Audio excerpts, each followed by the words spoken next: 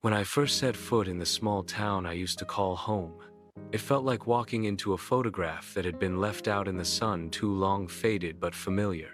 The houses looked older, the sidewalks more cracked, but the smell of the ocean carried the same sharp saltiness that I remembered from my childhood. I had been gone for 12 years, long enough for most people to stop asking when I'd be back. And, truth be told, I never thought I would be. Life had a way of pushing me further and further from this place. I left for college, then work, then one bad decision after another kept me drifting. I had burned bridges with my younger brother, Michael, after a fight that neither of us really won. I'd missed birthdays, family dinners, and the day our father passed away. I hadn't even called. That was the worst of it. But here I was now, standing outside the bus station with a duffel bag that held everything I owned. I didn't come back for nostalgia or to make amends. At least, that's what I told myself. The truth was uglier. I had no job, no money, and nowhere else to go. When I reached the old neighborhood, the sight of the house made my chest tighten. Our family home, once painted a crisp white, was now chipped and gray. The lawn was overgrown, and a rusting for sale sign leaned in the corner of the yard. The front door opened, and there was Michael. He looked older, thinner, with lines on his forehead. I didn't remember, but his eyes were the same, sharp and watchful. "You," he said flatly. "Yeah? Me?" I forced a smile. We stood there in awkward silence until he stepped aside and let me in. Inside, the place was even more worn. The walls were bare, the furniture sparse. He made coffee without saying much, setting a mug in front of me. "You picked a bad time to come home," he finally said. I tried to laugh. "When's it ever a good time?" He didn't smile. "Bank's taking the house next month. I've been working double shifts to keep up, but it's not enough. They don't care." It hit me harder than I expected.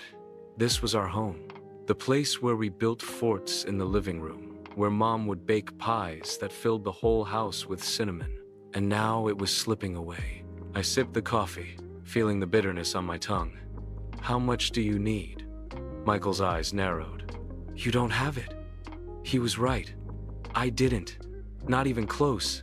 But something in me, maybe guilt, maybe pride, wouldn't let me sit there and do nothing. I told him I'd help, even though I had no plan.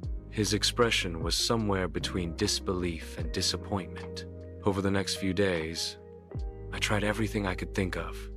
I asked old friends if they had work. I picked up odd jobs hauling junk, cleaning yards, anything for cash. I even pawned the watch our father gave me when I turned 18. It wasn't enough. One night I found Michael sitting at the kitchen table, head in his hands. "We're out of time," he said. "I've done everything I can." That was when I realized something. This wasn't just about the house. This was about us. About all the years we'd lost, the words we'd never said. If we lost the house, it would be like losing the last piece of our family. The next morning, I went down to the docks. My father had worked there, and I remembered the grueling hours and dangerous jobs.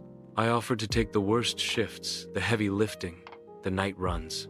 It was backbreaking work, but the pay came in cash, and I pushed myself harder than I ever had. By the end of 2 weeks, my hands were raw, my back screaming, but I had enough to make a difference. When I handed Michael the envelope of money, he stared at it like it might vanish. "Where did you get this?" "Doesn't matter," I said. "It's for the house." For the first time in years, he smiled.